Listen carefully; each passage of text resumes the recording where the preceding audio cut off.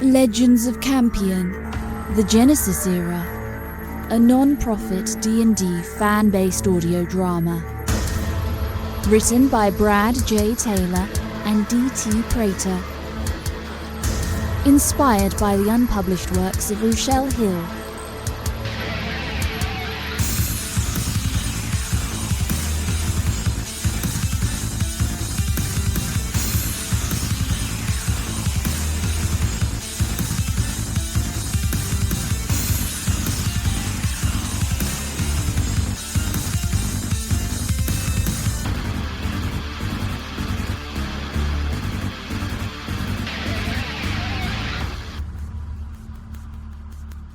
Chapter 7, Nemesis Protocol.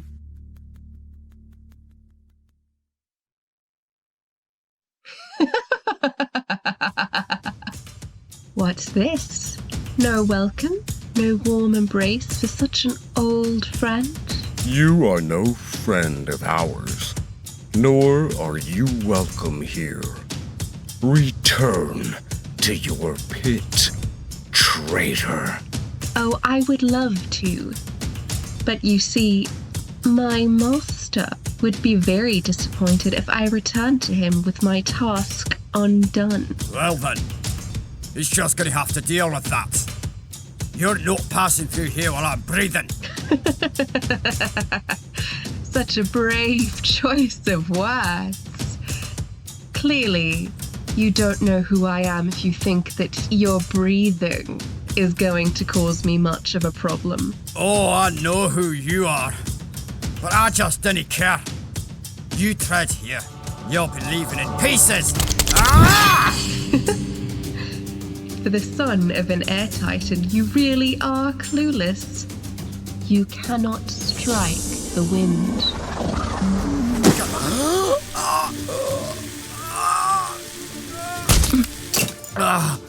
How very rude of you, Guardian. I thought you'd want your allies to be educated. We often find that re-educating our enemies is just as beneficial.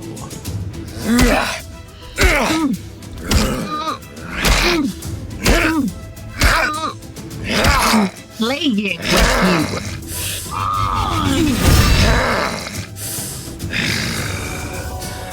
That's just as well, because now we don't need to restrict ourselves. You had a warning. Now we will force you out. Blow after blow, the Guardian threw at Addah. And though she was swift, the Guardian was much swifter, landing more hits than were missed. What of Thonor? Oh, he was a stubborn one. Even though he'd been knocked down and had his breath nearly dragged out of him, the Storm Warden continued the assault alongside the Guardian. You know what? I may not be able to strike the wind, but I can definitely make it harder for you. Ah! You miserable insect. Addah reeled from the blows, but she had more than just the power of air at her disposal. As she recovered, she conjured a whirlwind of dark fire and sent it spinning at full velocity towards the bear. But it never hit its mark. Why? Did they dodge it? Indeed, such a thing would have been near impossible to dodge. The sheer scale would have been enough to scatter anyone. But it was at this moment when a second whirlwind collided with Addah's and dispersed it. Another Guardian? No. As the power dissipated, the figure of Isirithon stood defiant, her eyes blazing with light. You call that a threat, witch? I'll show you what true power looks like.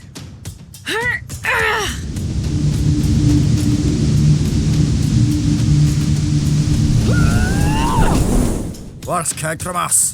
They've been taken up to the temple. Looks like you need a hand. Your presence is always a boost, Lady Isirithon. Now let's send this traitor back to where she came from. Looks like you're outnumbered. Surrender and your judgment will be swift. Ruechelle, annihilate them!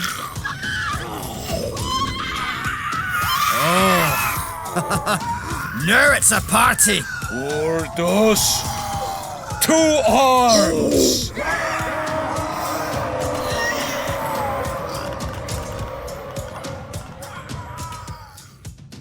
What was happening to Ckegdromas at this time? They had found themselves in the presence of a host of spirits. Laying before the altar, the voice of Centennial spoke to them. It's been a while. What brings you here to us? Something terrible has happened, I'm afraid. Something has been taken from me, and it's being used for a dark purpose. I tried so hard not to break, but... They used the crucible?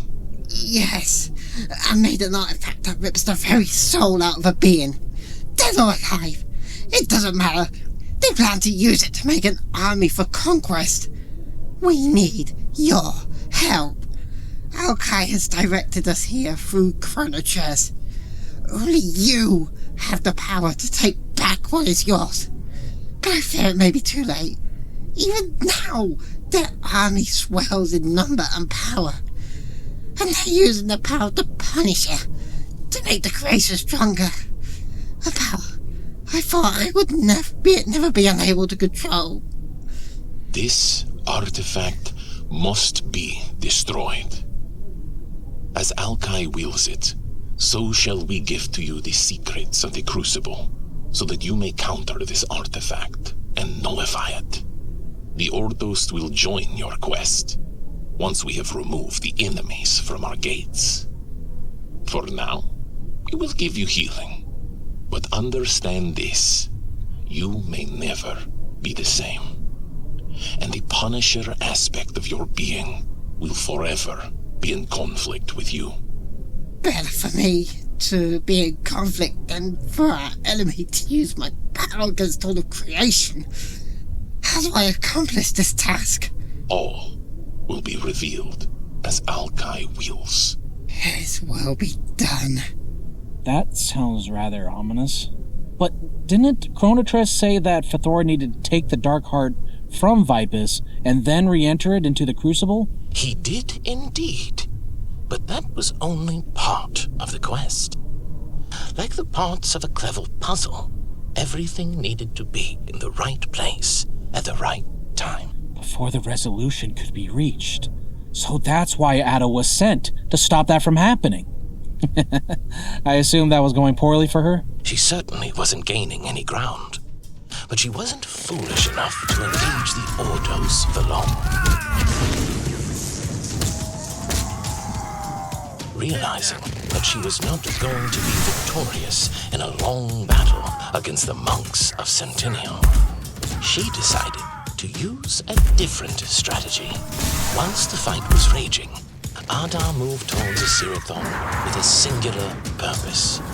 And before she knew it, Isirithon had been removed from the battlefield into a dark and desolate place where Addah put her plan into action. This prison will not hold me for long, traitor. Prison? Oh, no, my dear. This is not a prison. Just a quiet place where we can talk. Whilst fighting Isirithon, Addah sensed a fury within the healer. A darkness that had been fed by the sorrow and the anger of this seemingly endless war. Darkness? Like Ckegdromas had? Similar, albeit more obscured.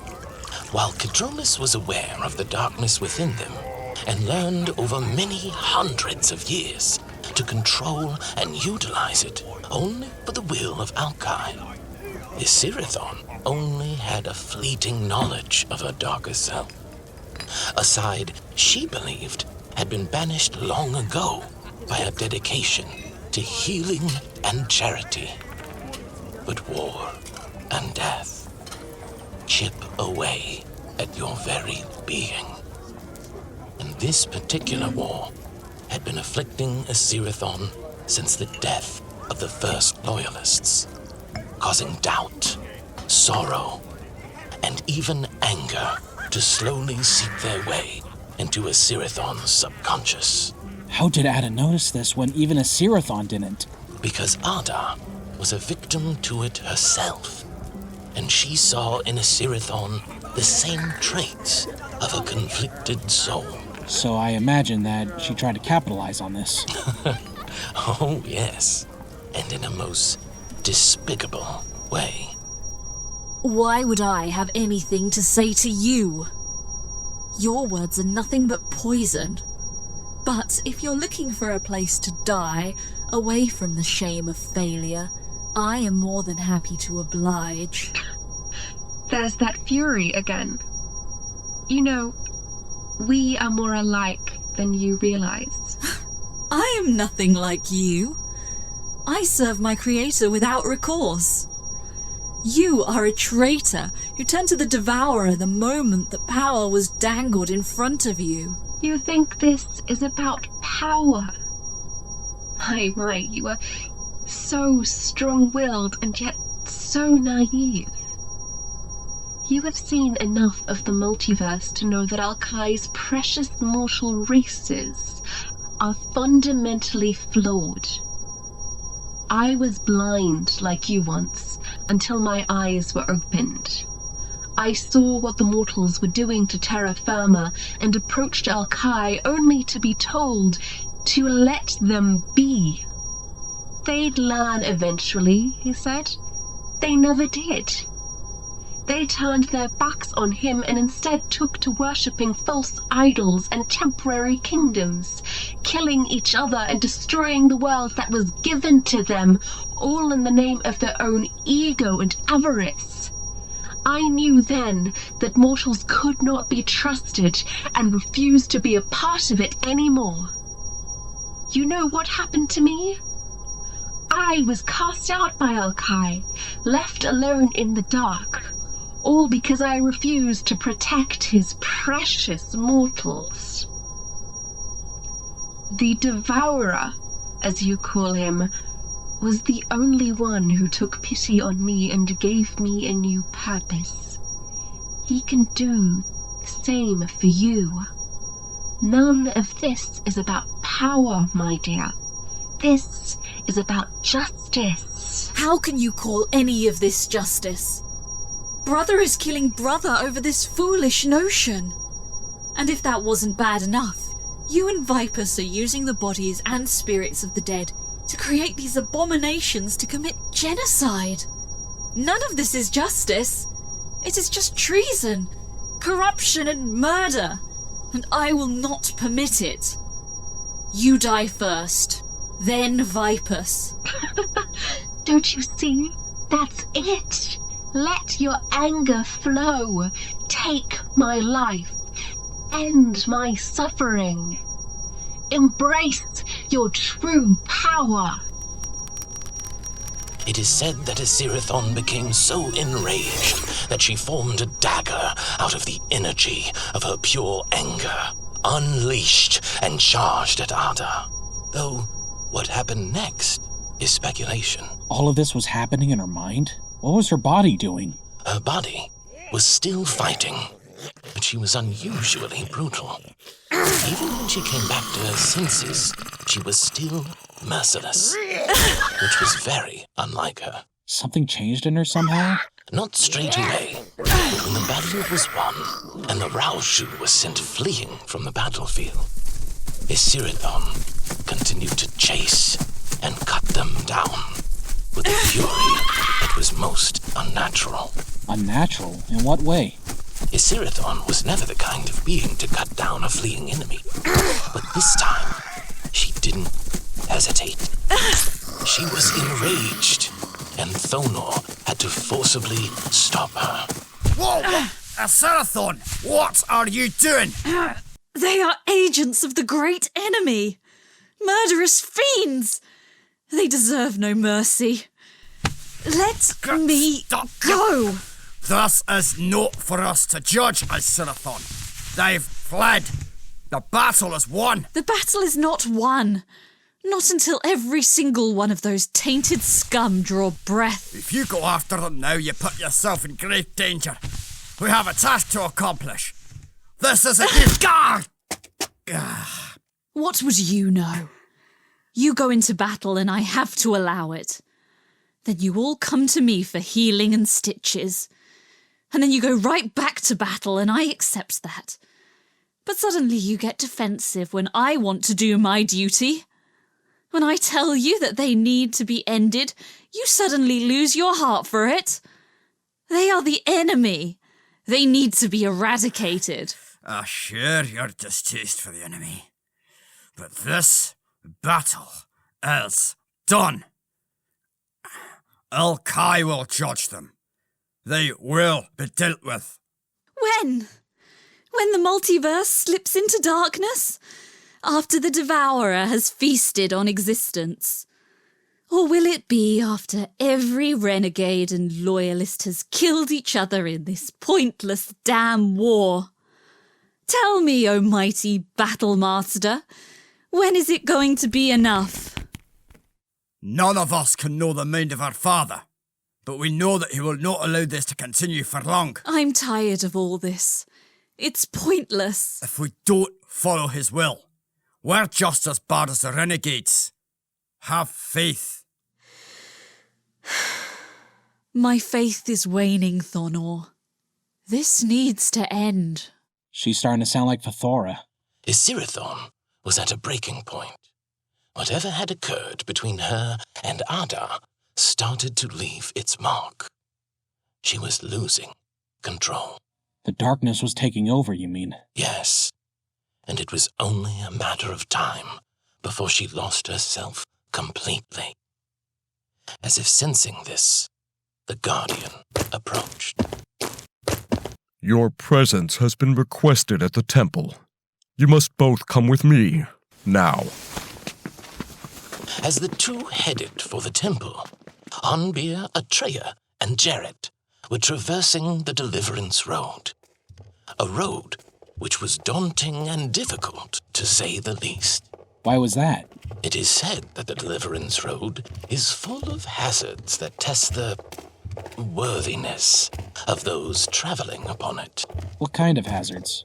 Reflections of self, tests of fortitude, the things that question your faithfulness. That sort of thing.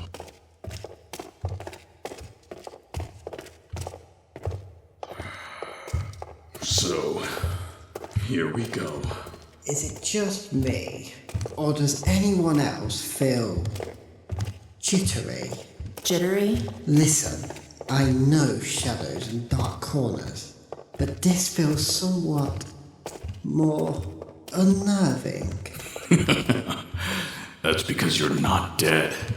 You're still attached to your thoughts and feelings.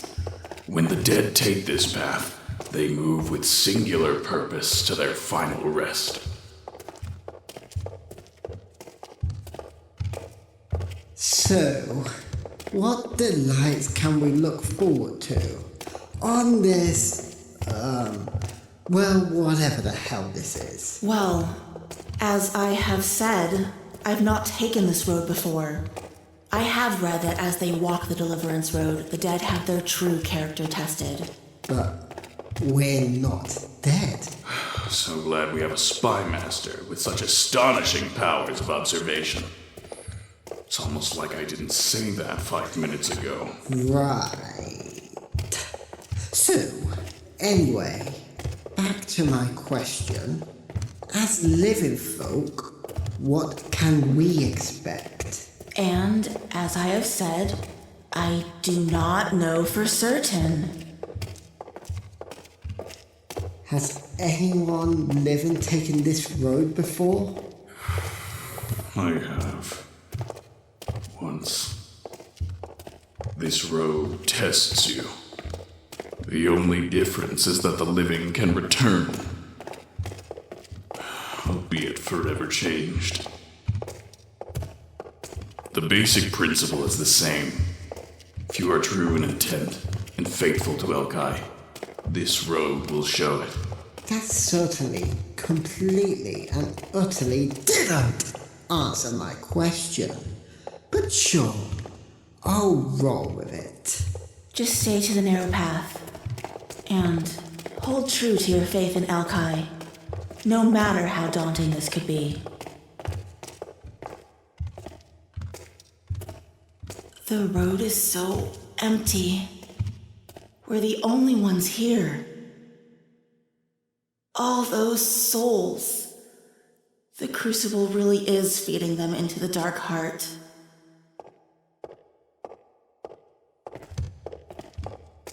The three continued down the path for what felt like an age, the ever-haunting silence making them more and more uneasy, until eventually they came to a set of ancient gates, guarded by the towering figure of a warrior angel, a flaming sword in each hand.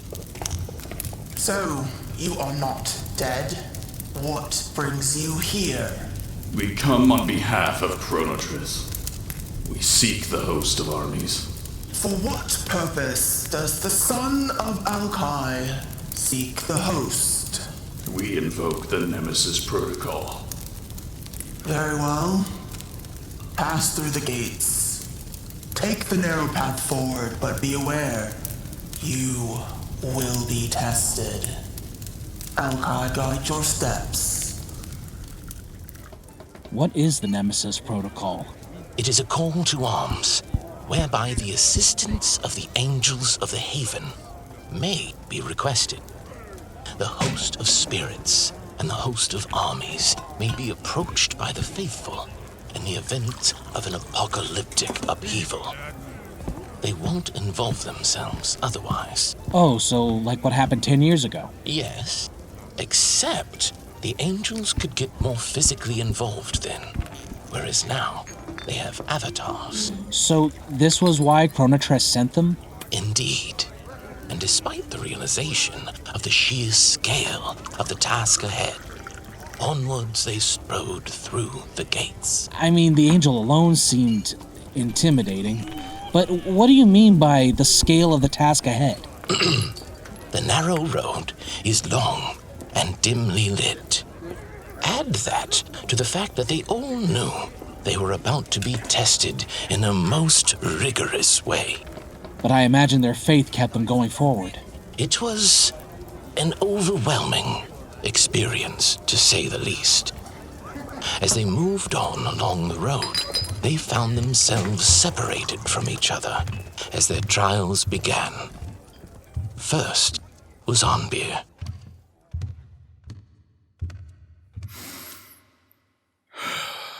I'm ready, Father. Your will be done. Ready, are you? I don't think you have the guts for what is to come. I will serve, no matter what comes. Is that what you told yourself when you fled from your duty to save your life? Elkai knew well that I would never have quit the field if you hadn't done what you did. Surely Elkai should come before anything. You failed your duty to him, only to fail to save her. He gave me leave to do what I needed to do. Even so, I failed her. And you will continue to fail. You couldn't save her. You won't save them either. You should have killed me, but you didn't have the stomach for it.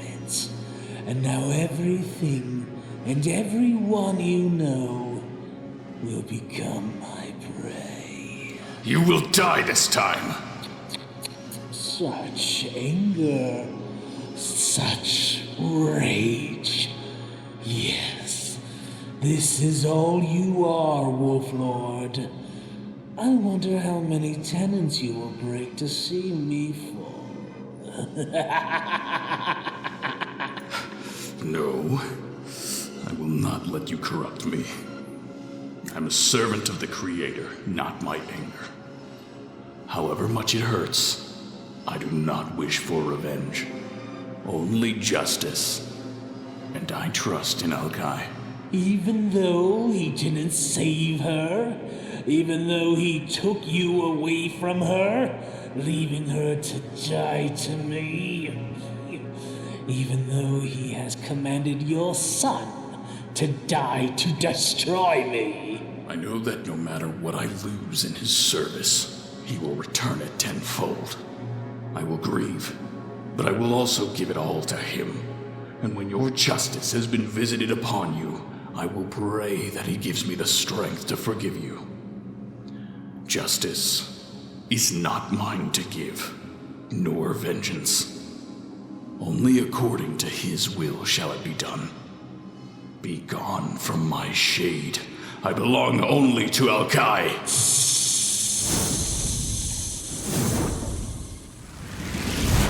Ahnbiir, you have passed your test, and you have honored your creator. You may enter the temple of the host. Spend this time to pray. I feel you need it. That couldn't have been easy for Ahnbiir. It was not. But his faith was enough to overcome his anger. I wonder how the others fared. Dear Ahtreya, why so sad? Is it because you no longer have agency over the dead? I saved you from a task that would have taken over your life. You saved nothing. You denied the dead their rightful rest. You had no rights to do such a heinous thing. Don't you see? You can go and live. You don't have to spend your life among the dead anymore. There is no death. I have seen to that. Nothing has to die whilst I hold the crucible. They can be reborn. Into what? Abominations? For Vypus?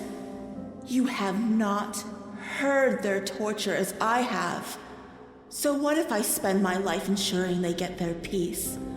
I give it willingly to Alkai.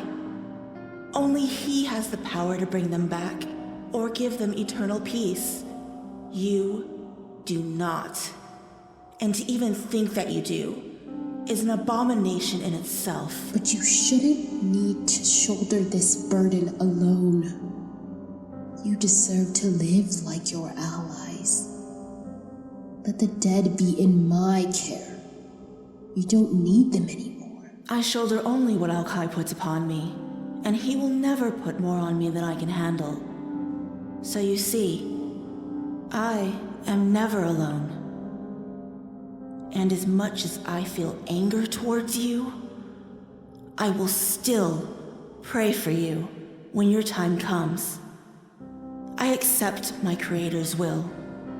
Maybe you should try it. Until then, I have work to do. You may leave now.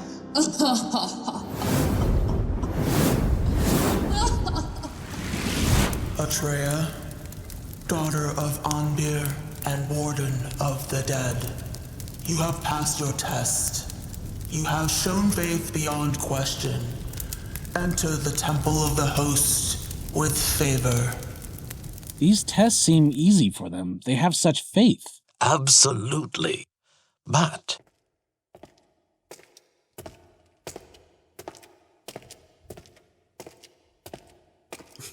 Well, here goes.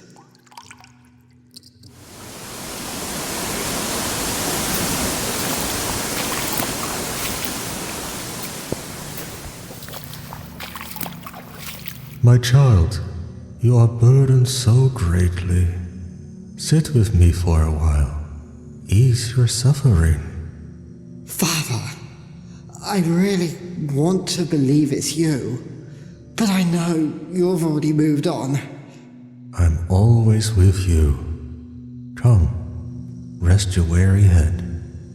Tell me all your problems. Well, now I know you're fake, because my father was always too busy to sit and talk with us. I'm sorry I wasn't there for you more, but I'm here now. No, you're not. You never were then. You're not here now. Well, maybe if you'd have done your job properly, I would have been. How long did you know of Maelstrom's plan? If I had known, it wouldn't have happened.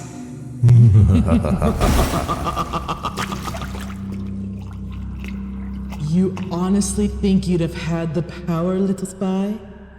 All those secrets, and what good have they done? You still couldn't convince your dearest friend to change the timelines to save your father. We may not have been able to change what happened, but rest assured, you'll still get yours. You had your chance to do that when you crossed my ocean to get to your friends, and you still failed then too. And for what?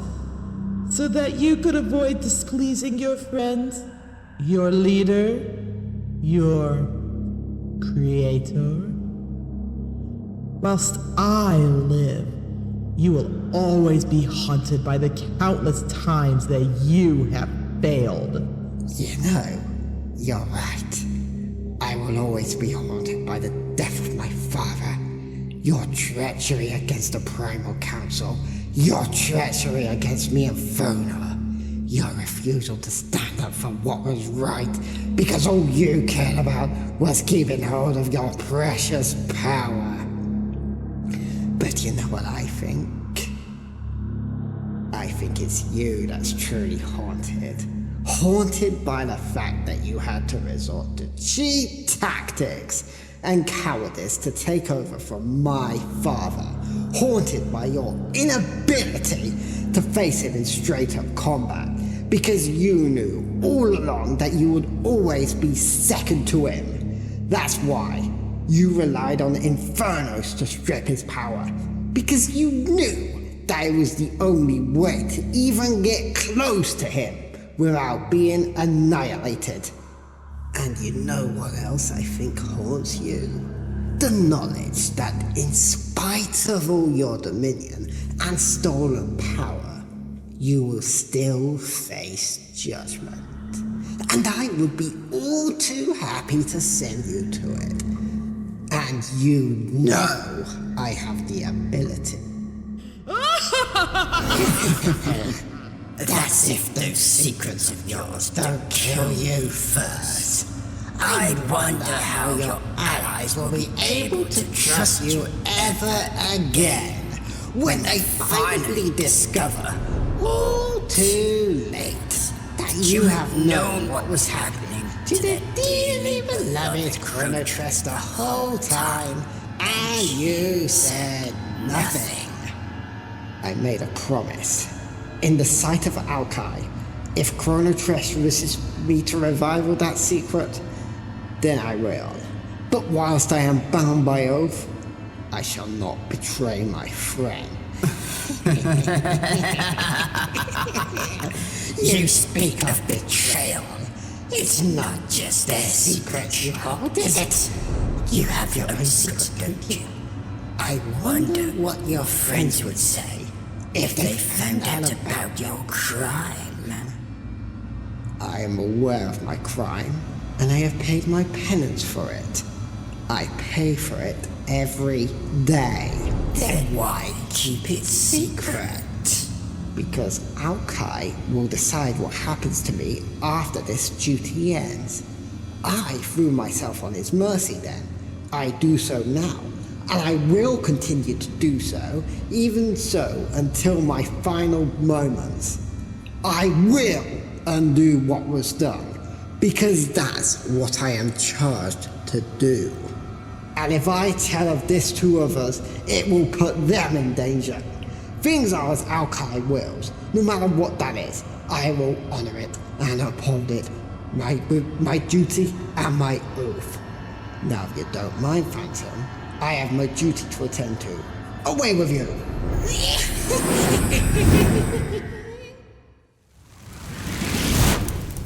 Jahrett, pass now into the Temple of Hosts. You have proven your loyalty and you have faced your darkness.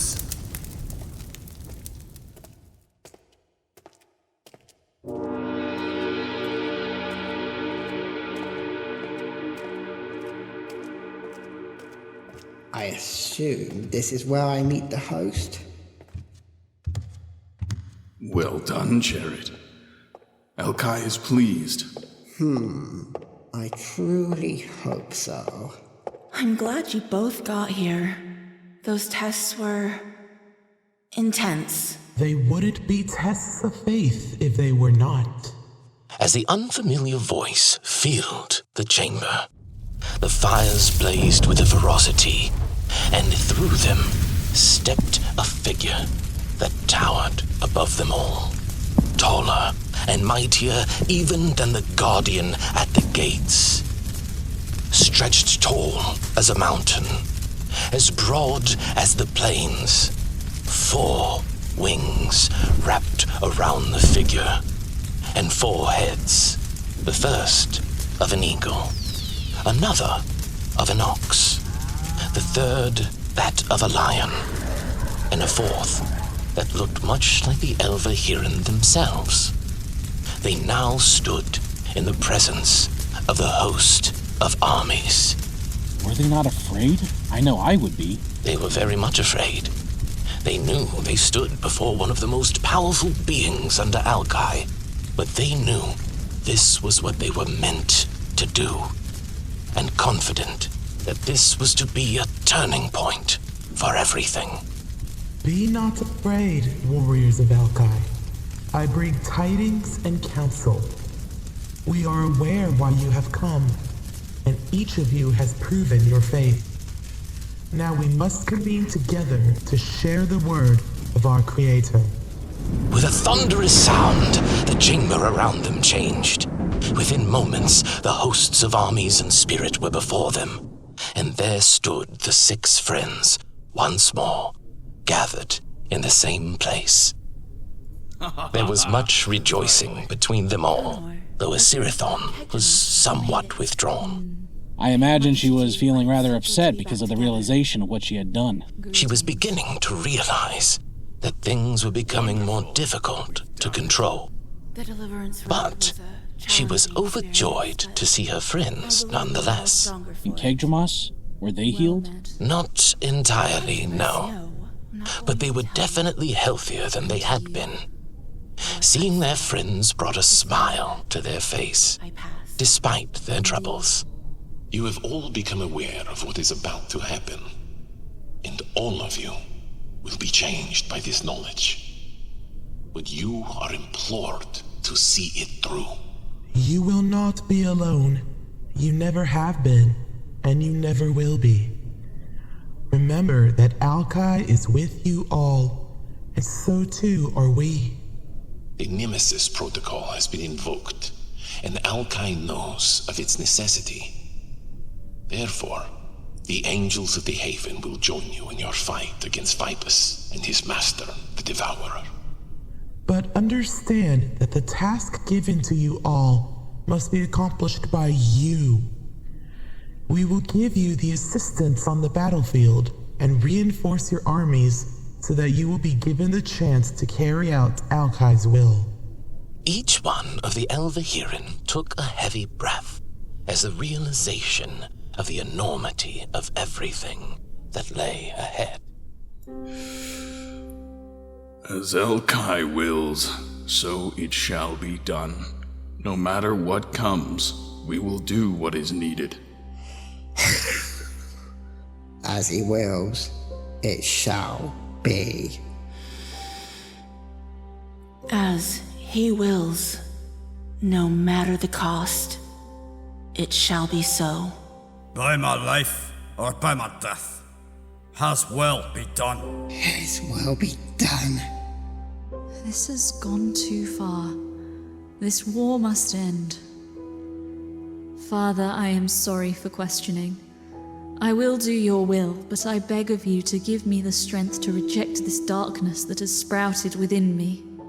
At that moment, a sudden thunder shook the area around them, and in the hands of the Centennial, there appeared a small gem. They looked up, and then, after a moment, nodded in acknowledgement, giving thanks to Alkai, and turned to Isirithon.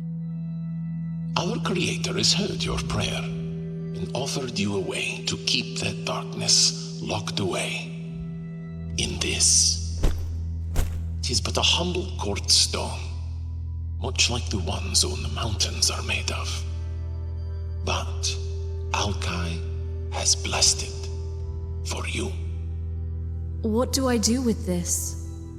Bind it in cloth and hang it around your neck so that it is in line with your heart. When the darkness that Addah has planted in you grows uncontrollable, this gem will absorb it and lock it therein. Be warned, though. We have seen you take this path when you were born, long ago. If you accept this gift, it will only delay your struggle, not end it. For those who have darkness planted within them must face and defeat it at some point, or be consumed by it. You may take this and delay that time so as to complete the task ahead, or you may face it now. And if you do so, you must remain upon Evergleam until such a time as you have exorcised the dark, which means you will not be able to join your allies in this final battle against Vypus. What is your choice? Master, you're pulling one of those cliffhanger faces again. What did she choose? What? Preposterous. I do not have cliffhanger face. What are you on about anyway? You do. It's right there. The eyebrow and the smirk with just a hint of distance in the eyes. The same face you pull every time you're about to cut the tail in the middle of something good.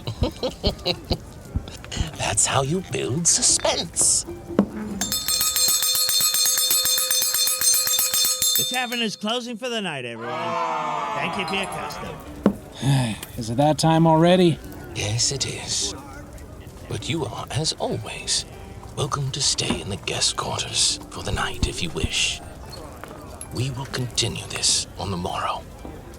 For now, let us retire.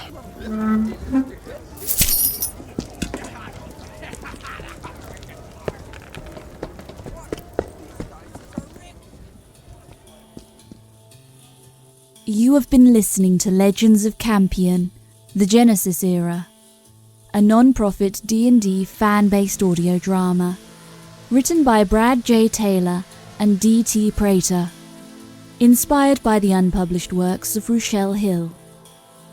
Produced by Bumble Bear Creations, directed by the Khampiohn Audioverse, in association with Path of Dragons Radio, Casting Arrow Productions, and Draken Rose Publications, featuring Thomas Avinger as the Old Archivist and Centennial, T.J. CROVO as the Young Archivist, Vypus and Shadow of Vypus, MAIA Michelle as Shadow of Fthora, Andrew Lovato as Ahnbiir, Melissa KERSH as Ahtreya and Cherubim Guard, SCAZZA SCARLETTI as Isirithon, ACTASH as Ckegdromas, Spymaster Jahrett and Shadow of Jahrett, Sarah Rosina WINKLER as Addah, Brad J. Taylor as Thonor and Shadow of Jahrett, Raven Anderson as Host Armies, Maelstrom and Shadow of Maelstrom, Chris HIGHWELL as Skritch the Barkeep, Scott Welnowski as Guardian, Frederick Verhagen as Shadow of Odinar, Enjoying the story so far? Why not leave us a rating on Spotify, like and subscribe on YouTube, or head over to Podchaser or Apple Podcasts to leave a review. All links are in the description.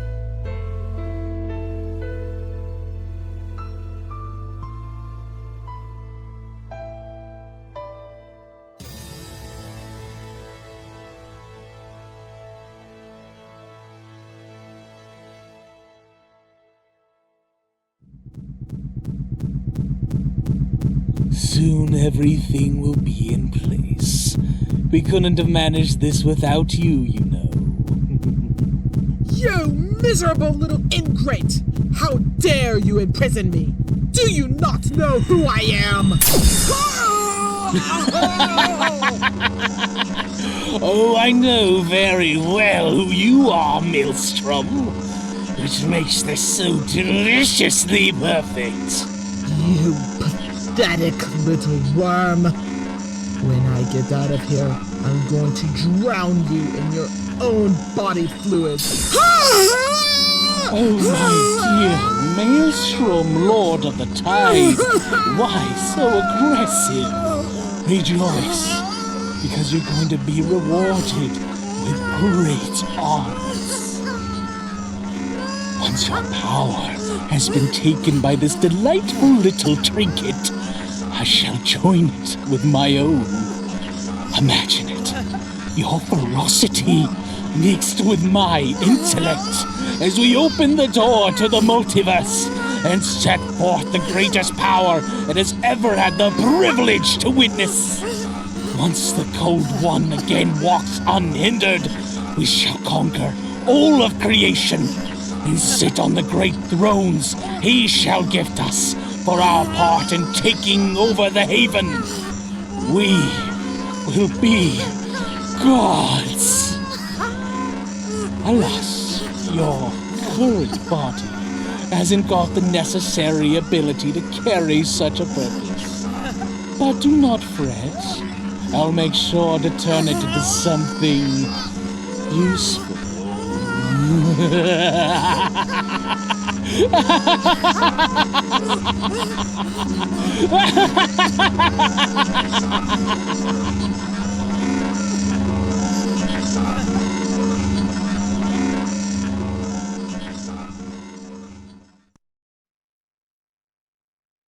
In memory of Warren S. Taylor, brother, uncle, friend.